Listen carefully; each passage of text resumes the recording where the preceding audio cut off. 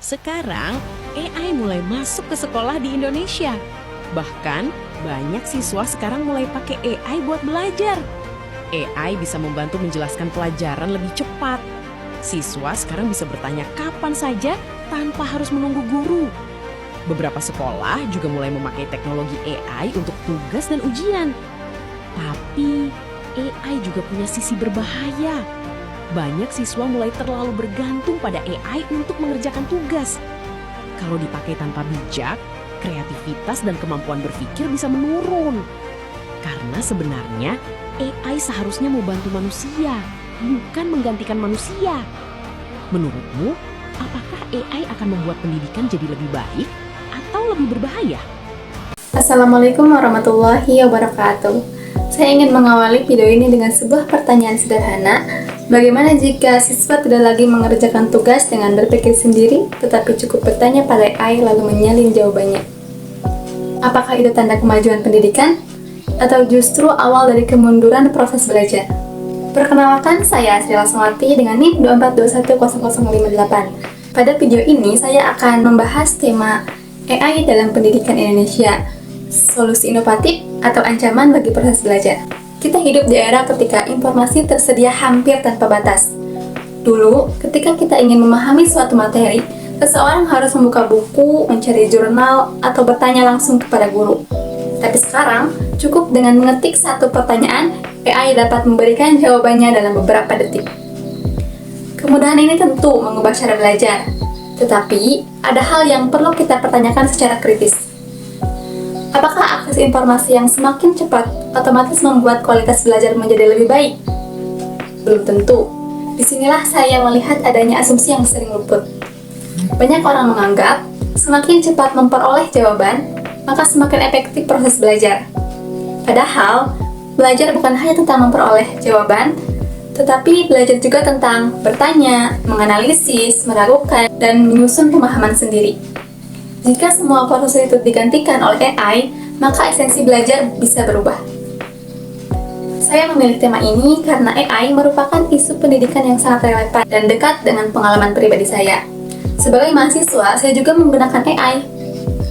Namun, penggunaan AI bagi saya bukan semata-mata untuk menyelesaikan tugas. AI sering membantu saya memahami materi yang awalnya terasa sulit. Misalnya, ketika penjelasan dari buku terlalu akademik atau kompleks, AI dapat membantu menjelaskan ulang dengan bahasa yang lebih sederhana. Tetapi, dari pengalaman itu saya juga menyadari, AI sangat membantu. Ya, sangat membantu. Justru karena sangat membantu, AI juga berpotensi membuat pengguna menjadi terlalu nyaman. Dan inilah bahayanya. Kemudahan yang berlebihan terkadang membuat manusia berhenti berusaha. AI adalah teknologi yang memungkinkan sistem komputer meniru kemampuan kognitif manusia. AI mampu menganalisis data, mengenali pola, menjawab pertanyaan, bahkan memberikan rekomendasi. Saat ini, berbagai platform AI seperti ChatGPT, Google Gemini, dan AI lainnya banyak digunakan dalam pendidikan. Namun ada satu hal yang penting. AI sebenarnya tidak benar-benar memahami. Seperti manusia, AI bekerja berdasarkan pola data. Artinya, AI bisa menghasilkan jawaban yang meyakinkan, tapi belum tentu selalu benar. Ini berarti penggunaan AI tetap membutuhkan kemampuan berpikir kritis dari manusia. Di Indonesia, AI di kalangan pelajar dan mahasiswa meningkat pesat. AI dimanfaatkan untuk mencari referensi, merangkum materi, menyusun presentasi. Nah, sekilas hal ini tampak positif. Tetapi mari kita kritisi lebih jauh. Ada perbedaan besar antara menggunakan AI untuk belajar dan menggunakan AI untuk menggantikan belajar. Perbedaannya terlihat kecil, tetapi dampaknya besar. Jika AI membantu seseorang memahami konsep, AI menjadi alat pendidikan. Namun, jika AI digunakan agar seseorang tidak perlu berpikir, maka AI berubah menjadi shortcut intelektual. Menurut saya, ini titik paling krusial. Secara filosofis, pendidikan bukan sekedar transfer pengetahuan. Tujuan pendidikan lebih dalam daripada itu. Pendidikan bertujuan memanusiakan manusia, membentuk karakter, mengembangkan nalar dan kebijaksanaan. Disinilah muncul pertanyaan filosofis. Jika AI mampu memberikan semua jawaban, apakah peran proses berpikir masih penting? Jawabannya sangat penting.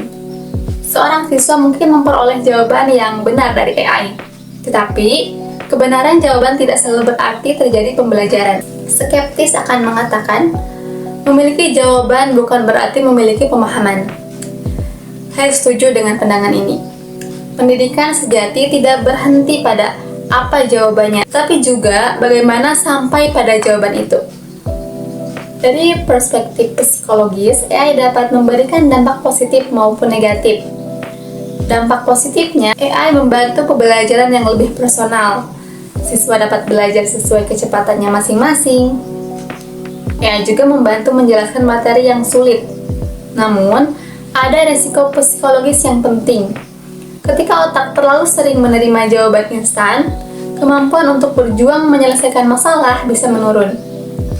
Padahal, proses berpikir seringkali membutuhkan ketidaknyamanan, kebingungan, trial dan error, dan usaha mental sebenarnya adalah bagian dari belajar. Jika semua kesulitan dihilangkan oleh AI, apakah siswa masih mengembangkan daya juangnya? Ini pertanyaan yang perlu dipikirkan. Nah, dari sisi sosiologis, AI juga menghadirkan tantangan sosial. Seringkali kita berbicara seolah-olah semua orang memiliki akses teknologi yang sama. Padahal, kenyataannya tidak. Di Indonesia, masih terdapat kesenjangan digital.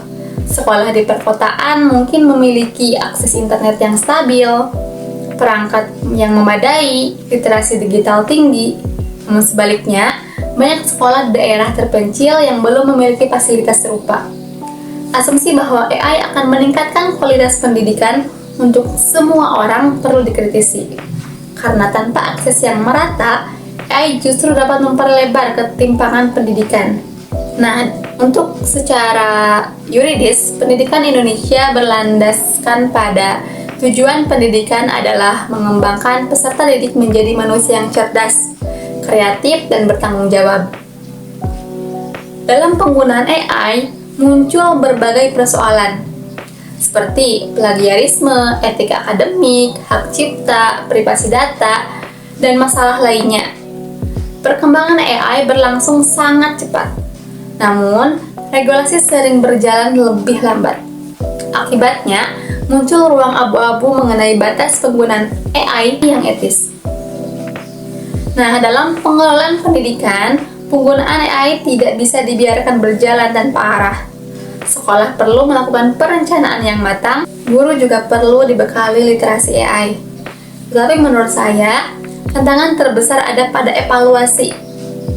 Nah, model penilaian tradisional mulai kehilangan relevansi. Jika tugas esai dapat diselesaikan AI dalam hitungan menit, maka guru perlu mendesain evaluasi yang lebih otentik. Misalnya, dengan studi kasus, diskusi, presentasi, atau proyek. Menariknya, UAS berbasis proyek seperti yang saya kerjakan sekarang sebenarnya merupakan salah satu bentuk adaptasi evaluasi di era AI. Karena video seperti ini menuntut pemahaman, bukan sekedar copy-paste. Nah, sebagai mahasiswa, saya merasakan sendiri manfaat AI. AI membantu saya memahami materi yang sulit dengan penjelasan yang lebih sederhana. Namun, saya juga belajar satu hal penting. AI yang baik belum tentu menghasilkan pembelajar yang baik. Mengapa? Karena hasil belajar tetap ditentukan oleh sikap. Jika saya menggunakan AI untuk memperdalam, AI menjadi alat bantu yang bermanfaat. Namun, jika saya menggunakan AI hanya untuk menghindari berpikir, maka AI justru merugikan perkembangan intelektual saya sendiri. Bagi saya, AI seharusnya menjadi partner belajar, bukan pengganti berpikir. Beberapa solusi yang dapat dilakukan bagi siswa, gunakan AI secara bijak dan kritis. Bagi guru, rancang pembelajaran berbasis analisis. Bagi sekolah, tingkatkan literasi digital. Dan bagi pemerintah, susun regulasi dan pedoman etika AI. Kunci utamanya adalah keseimbangan antara inovasi teknologi dan nilai pendidikan.